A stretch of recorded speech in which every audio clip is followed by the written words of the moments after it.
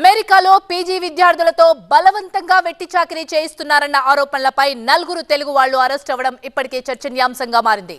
వాస్తవానికి America culture ప్రకారం ఒక ఇంట్లో మహా అయితే నలుగురు లేదా ఆరుగురు ఉంటారు. కానీ మొన్న సంతేష్ కట్కారి ఇంట్లో మాత్రం పోలీసుల ఎంక్వైరీకి వెళ్లినప్పుడు ఒకే చోట 15 మంది మహిళలు కనిపించారు. ఇది చూసిన పోలీసులు ఇక్కడ ఏదో ఇల్లీగల్ యాక్టివిటీ జరుగుతుందని భావించి నలుగురు తెలుగు వారిని అరెస్ట్ చేశారు.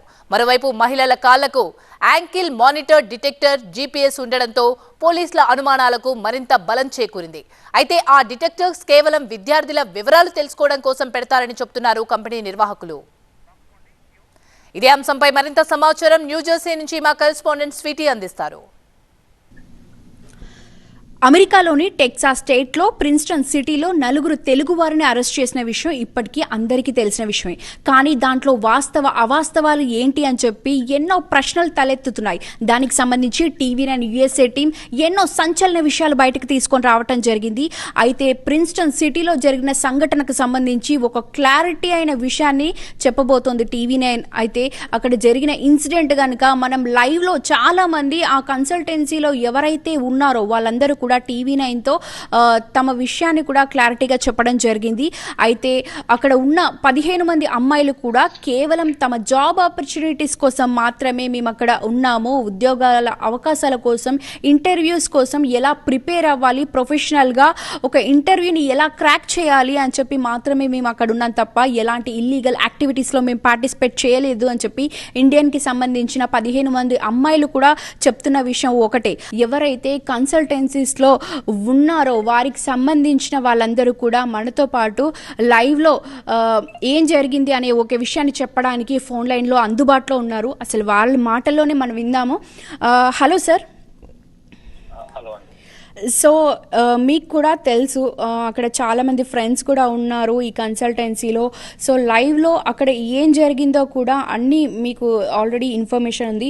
సో ఈ కన్సల్టెన్సీ నిజంగా బలవంతంగా అందరితోని జాబ్ చేపిస్తుంది అనుకోవచ్చా? ఈ కేసులు ఏంటి, ఇవన్నీ కూడా ఎందుకు ఇలా రూమర్స్ వస్తున్నాయి?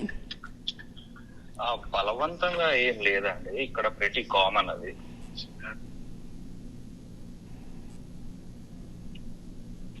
హలో, వినిపిస్తుందా? చెప్పండి, మీరు చెప్పేది వినిపిస్తుంది, చెప్పండి.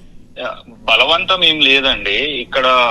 యాక్చువల్ గా ఇక్కడ ఏంటంటే గ్రాడ్యుయేషన్ అయిపోయిన తర్వాత స్టూడెంట్స్ కి ఇక్కడ కొన్ని జాబ్ కన్సల్టెన్సీస్ అనేవి ఉంటాయి. అంటే వాళ్ళని ట్రైన్ చేసి వాళ్ళకి జాబ్ రిసోర్సెస్ ఎక్కడున్నాయి, ఏమున్నాయని ప్రొవైడ్ చేయడానికి కొన్ని కన్సల్టెన్సీస్ అనేవి ఫామ్ అయ్యాయి. సో అది వాళ్ళు విల్లింగ్ గానే వాళ్ళు చూస్ చేసుకొని వచ్చిన కన్సల్టెన్సీస్ తప్పిస్తే బలవంతం ఏమి ఉండదండి. ప్రతి స్టూడెంట్ ఇష్టపూర్వకంగానే వచ్చి ఉంటారు ఇక్కడ. మీ ఫ్రెండ్స్ కూడా దాంట్లో ఉన్నారు, ఆ కన్సల్టెన్సీకి సంబంధించిన వాళ్ళు. ముఖ్యంగా అమ్మాయిలు లెగ్ ట్రాకర్స్ పోలీస్ డిపార్ట్మెంట్ వాళ్ళకి పెట్టడం జరిగింది. ఈ 3 months కూడా ట్రాకింగ్ లో ఉన్నారు అంటున్నారు. అది నిజమే అనుకోవచ్చా? అంటే అది యాక్చువల్ గా ఏంటంటే ఉండడం అనేది వాస్తవమే అండి. లెగ్ ట్రాకర్స్ అయితే ఉన్నాయి, కానీ అదేంటంటే అదేమి ఇక్కడ పెద్ద విషయం అని అనుకోనండి. ఎందుకంటే ఇప్పుడు వాళ్ళని ఇంట్రాగేట్ ఆర్ ఇన్వెస్టిగేషన్ చేయడానికి తీసుకెళ్ళినప్పుడు వాళ్ళది ఏం తప్పు లేదు అని చెప్పి బయటికి వదిలేశారు.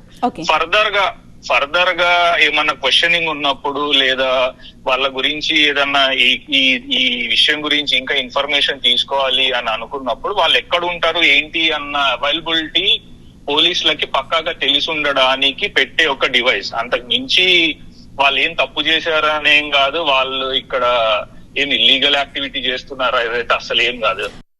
అయితే తామెక్కడా ఇల్లీగల్ గా వ్యవహరించలేదని కంపెనీ నిర్వాహకుల వాదన.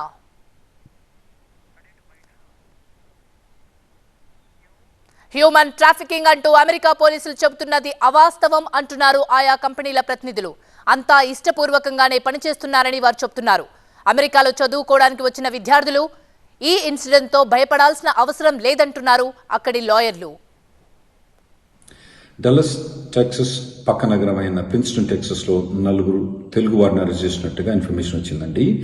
ఇది చాలా న్యూస్ ఛానల్స్, ఇక్కడ యుఎస్లో చాలా న్యూస్ ఛానల్స్ అన్నీ కూడా బాగా ప్రచారం చేస్తున్నాయి. వెట్టి చాకరీ చట్టం కింద ఈ నలుగురు ఎంప్లాయర్స్ను అరెస్ట్ చేసినట్టుగా బాగా ప్రచారం జరుగుతుందండి ఇక్కడ. అందులో నిజం ఎంత ఉన్నా లేకపోయినా మొదలు మనం ఎవరిని ఇన్సిడెంట్ ఏమైందంటే ఒక 15 మంది ఒక ఇంట్లో ఉంటున్నారని వాళ్ళని ఫోర్స్ గా లేబర్ చేపిస్తున్నారు. అంటే ఫోర్స్ లేబర్ అంటే మన తెలుగులో వెట్టి చాకరీ అంటారు. వెట్టి చాకరీ మీద వీళ్ళు చేపిస్తున్నారని వాళ్ళని రెస్క్యూ చేసినట్టే పోలీసు వాళ్ళు ప్రెస్ రిలీజ్ చేసినారు. అయితే ఈ స్టూడెంట్ ఎవరైతే వీళ్ళు పోలీసులు రెస్క్యూ చేసినా అని చెప్తున్నారో వాళ్ళకి ఎటువంటి ఇబ్బంది రాదు.